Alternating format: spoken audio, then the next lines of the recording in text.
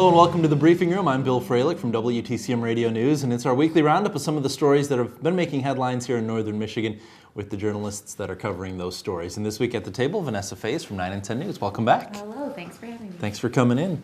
One story this week that has kind of been making the buzz, especially around social media, is this cold water challenge. Yeah, it's pretty dangerous, looks like. It seems like it to me. I have a couple friends that did it. I would never do that at all, first of all, but yeah, I read that a guy got pretty seriously hurt from doing it. I don't know. Some kind of neck injury or...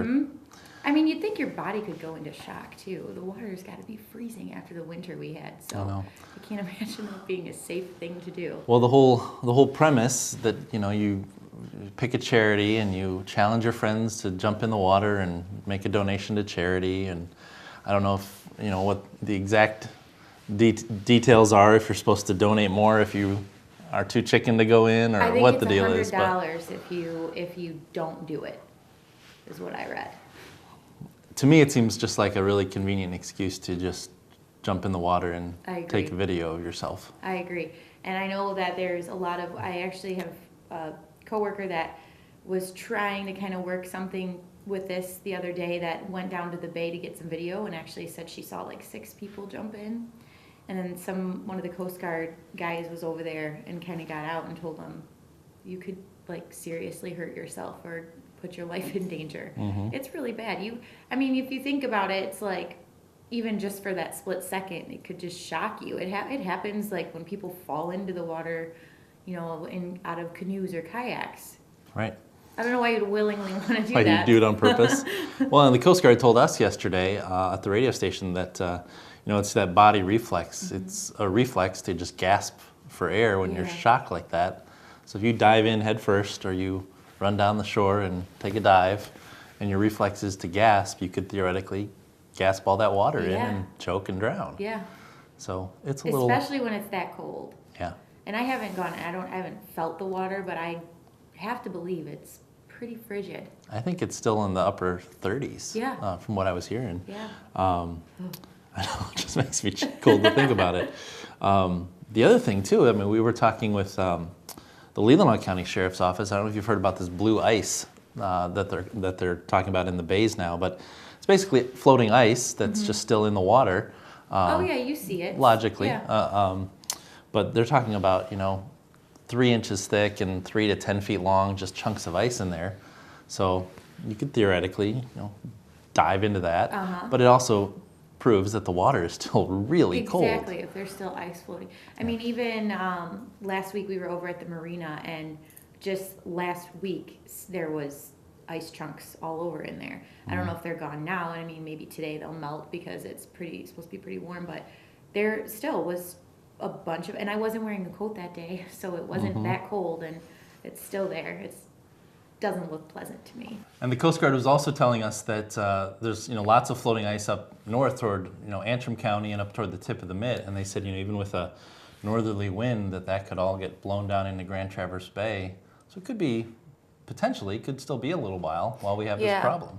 And I feel like the temperatures at night don't help either, because they're still dropping pretty low, even though it gets decent during the day. Yesterday it seemed like, because I'm night side, so I walked out at one point, it was fine, and then I walk out of my story and I'm like, where's my coat? It's cold. It drops real quick, so I could see how that would still be a problem.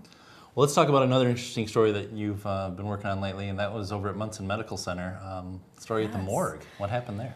Well, the county, the Public Health and Safety Board is got a presentation from the health officer from the health department yesterday at their meeting, because they're looking to hopefully expand the morgue at Munson. I guess there's the population is obviously increasing up here, because I know Traverse City in this area has gotten a lot of publicity, so more people are moving here. Well, that's increasing the number of unclaimed bodies in the morgue. So they're saying, she told us yesterday that it used to be maybe 1 or 2 here and there.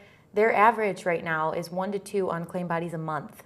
So that just baffles me. I completely agree. So they have this issue, and when you have unclaimed bodies, it's hard to store the ones, because the number of bodies in general is increasing, obviously. The more people you have, the more bodies you're going to get. And it's hard to store them all.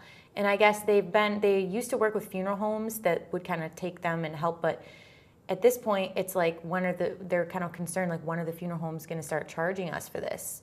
And so they're looking to hopefully expand, and they're just kind of weighing their options. It's still in the very early stages, but they're hoping to sit down with Munson because they do think that kind of pitching in for an expansion over there would be more beneficial cost-wise than it would to just build their own county morgue. But I mean, if you think about it, that's the biggest health system around here. The morgue there, people from the 5-county region, so that's a lot of bodies. Do you know, such a gruesome topic to be talking about, do you know, does the morgue, keep bodies for X number of days, months? Because I know some people won't have a memorial service in the middle of winter. You want to wait till the ground thaws and you can have an outdoor service. I'm not sure if there's a time frame on how long they keep them, but as she was saying yesterday, expanding wouldn't necessarily help or decrease number of unclaimed bodies necessarily, but it would kind of help buy them some more time because sometimes they have a hard time finding next of kin. She said sometimes it could take up to 60 days.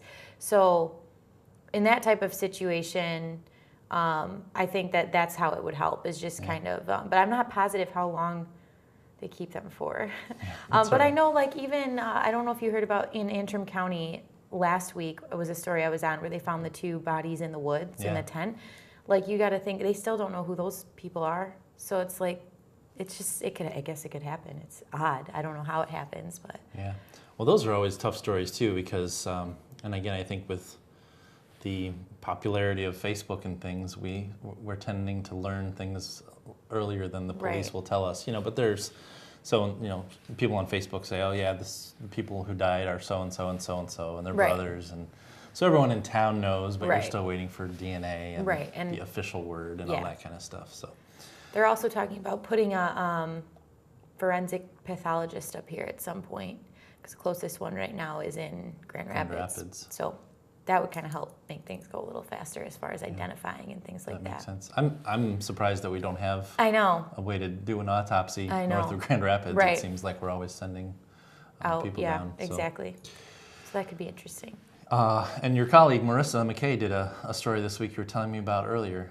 Tell us. She did one yesterday. We kind of had an overcrowding theme yesterday. At the jail obviously has been a thing. I started covering it a few weeks ago.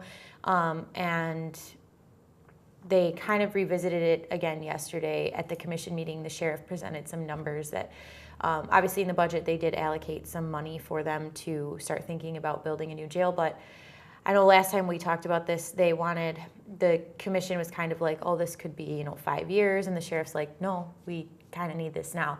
So he kind of stood up and just kind of talked about, this is crucial. We need to really start planning because they have 168 beds, I think, but only 162 of those are usable. And to transport back and forth to Leelanau, Charlevoix, it gets really expensive. They charge, and they were saying that those 2 jails both charge $30 a day, and that's pretty cheap for what it could be. But that, you think about how many days are you in there for, and they were saying there's another problem with, there will be times where they can bring somebody back, and they'll go bring somebody back, and then literally the next day, someone else has to come back. So they try to time it right, but they can't always do that. And that's expensive too, to keep going back and forth and transport and things like that. And it's just inconvenient. Well, not only that, but then you lose a deputy to work. Yeah. I mean, they're still working, but you lose them on the road or doing whatever else in their general area. For that many days or hours at a time. So that's a factor. Yeah, and the sheriff, and I don't know how long you've been in town, 2-3 years? 2 years. They had a blue ribbon panel, which always kind of got a laugh out of a lot of us 10 years ago, but a blue ribbon committee to discuss the jail issue 10 years ago, and decided they needed a new jail. And they basically revamped the current jail. It used to house the sheriff's office, and all the administration was in that current building. So they added bed space. I think they added about 30 beds 7-8 years ago, and they're already full. Yeah, and I kind of feel like it goes hand in hand with the population increasing, kind of. It's sad to say, but that increases, and so does the number of people in the jail. So does the number of bodies in the morgue.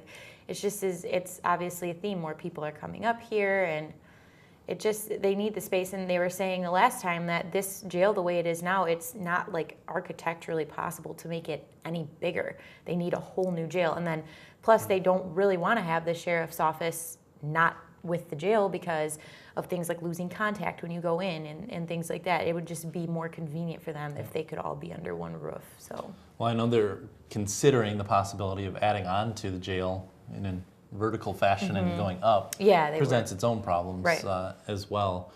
And I even asked too, I said, well, what about making the current jail, a men's jail and building a second facility for something else? And then you got the whole problem of, well, you've got to double up on staff then. You've got to have staff in 2 facilities, medical staff, jail officers and jail commanders and whatnot in 2 separate buildings. The problem, I think, is that location where it is now just makes a lot of sense. Yeah. Because of the proximity to the courthouse. Right, exactly. It's right there. Yeah. It's a lot to think about. I wouldn't want to be in charge of that. I give up. Let's appoint a blue ribbon committee to discuss the issue. The other thing I said to the sheriff the other day too, I mean, they're talking about building a jail to house up to 250 inmates, and they're at, like you said, 168 is capacity now, but they're sending 20 to 30 out virtually all the time. Right. So you're up to 190 already. He said, the projection is that within 10 years we'll have 250 a day. So so I said, why are we talking about building a jail for 250 if it's only going to last us 10 years? I mean, we need to build a jail for 350, and that's a big undertaking. Yeah. Especially when you have to have a vision to kind of get on board with that. And they've been talking about the issue too of like, where does it go? Right. So we build this, but where? That's a big thing. And what do they do with the old one if they totally rebuild from the ground up somewhere else? It's a lot. A lot of questions. Well, let's take a break here on the briefing room. When we come back, we're going to talk about some of the special reports that you've done in this ratings period of the month of May. When we come back, we'll be back in just a minute on the briefing room. Continuing financial support for Up North TV comes from East Bay Charter Township, the City of Traverse City, Elmwood Charter Township, and the Charter Township of Garfield. Their support makes it possible for our communities to create and enjoy local programming. Help bring awareness, promote your cause, or share your craft. Get started at upnorthmedia.org. Welcome back to the briefing room. I'm Bill Froehlich from WTCM Radio News, joined this week by Vanessa Fayz from 9 and 10 and Fox 32. Thanks for coming back in. Thanks for having me. This is the month of May, and for those of us who have worked in television news, we know that that's a big time of year. Yes, gotta love sweeps. We call it sweeps, the ratings period, when we're all kind of on heightened alert. It happens a few times a year. We've got February, May, July, and November. Yep. July seems to just kind of be a throwaway because it's so busy with all the Cherry festival fun. And yeah. But at least 3-4 times a year when we're kind of kicking our game up a notch. Yes. And you've done a couple of special features this month. Yeah. First off, take us to Sutton's Bay. So we had one in Sutton's Bay that aired last night, actually, and that was really cool. There's a store there called Bailey's, and it's been there for 138 years. But the cool thing about it is it's still owned by the same family, which is like unheard of. It's the 4th generation that runs it right now. And we spent a day out there just kind of talking about where it all started. And it started as like a dry goods store. So they would sell just dry goods. They had like boats come in and deliver these goods. And then it kind of over the years evolved into dry goods, appliances, clothes. And then it expanded a bit. And now the 4th generation runs it just clothes. So it's just a clothing store there, but there's a lot of regulars there. It's just everybody knows the Baileys. There's 5 of them right now that own it. And we had the chance to sit down and talk to 2 of them. So it was a very cool thing to see all these old pictures. And what's really cool is they have a ton of old documents and old pictures, which I feel like a lot of families kind of lose in the shuffle of life, but they have all of this stuff like scrapbooked, and you see the store when it was first there. They talked about they went through the Great Depression, and then these 2, Lois and Carl, who we talked to, kind of talked about how they remember being there as a kid, like just playing in the store as their parents and grandparents owned it and things like that. So we kind of ended the piece with like, there's a 5th generation, but who's to say if they'll want to take over? I guess that is something you kind of come to at the end of each generation. I would feel like it'd be a little bit nerve-wracking because you don't want to end it, but you can't really force So kids and grandkids, are there some potentially in line? They're not really sure, they said. They really aren't. Like, Lois and Carl, 2 of the 5 that are part of it now, they primarily run it. So I think their other 3 siblings may not be quite as involved, but they're there. They both went off to college. Carl got a degree in teaching. He was going to be a college professor. Lois actually got a degree in retail. Went and worked in Grand Rapids for 10 years and came back. Carl just ended up, you know what, I'm going to do that. I'm going to take over. Yeah. So they all did. And they said, you know, it's still too early to tell, really. He says specifically, come back in 10 years and he'll let us know. Nice. So for now, they're just kind of keeping it the way it is, and it's doing really well. Yeah. But super unique, because a lot of those places in Suns Bay have been standing for, you know, several years and decades, but like the same family. That's pretty cool. Yeah. Exact same location, rare. Too? Mm-hmm. Wow, that is cool. They've expanded a bit, but other than that, it's where it's always been. Nice. Crazy. Well, I know you can check out that story on the website, yes. 910news.com, but you've got another one that you've already started working on that yes. airs later this month. Actually finished. We're just waiting for it to air. It was so much fun. We went out and met with, it all started because Leelanau County hasn't had a canine dog in years, and they just got one. Grand Traverse had the sudden passing of one of theirs, so they are getting in the process of training a new one. So they're just kind of like a big thing around here right now. So we did a feature kind of talking about the training. Those dogs are so smart. It's insane. They can flip a switch. Like, they're really sweet and cuddly like any other dog, and then the minute their handler like tells them, let's do this, they start growling, they're showing teeth. It's like, it's insane how they just can switch. So we went out to an old house in the National Lakeshore, and they hide bombs, they hide drugs. They had like 4 different variations of drugs, and they do drills with these dogs. But the funny thing is, the dogs know that this is training. So you can tell, like, they always get this ball when they find their drug. And we learned about the difference between a passively trained dog and an aggressively trained dog. So the passive ones are the ones that are the bomb dogs, because obviously you don't want a dog finding a bomb and scratching at it. So they'll go to the place where they find it and they'll just sit, which was interesting. And then the aggressively trained dogs sometimes are the drug dogs, and they'll scratch at something or bite at it. And sometimes they straight up pull open drawers. It's really funny to see how sometimes they look like humans, like 4-legged humans, just like pulling drawers open. Found it.